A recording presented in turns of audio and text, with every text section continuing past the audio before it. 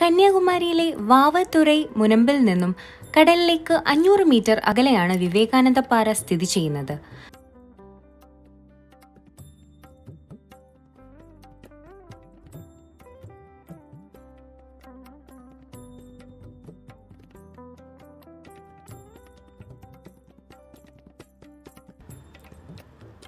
വിവേകാനന്ദ സ്വാമികൾ കടൽ നീന്തിക്കടന്ന് പ്രാർത്ഥിക്കുവാനായി പോയി എന്ന് വിശ്വസിക്കപ്പെടുന്ന സ്ഥലമാണ് വിവേകാനന്ദപ്പാറ.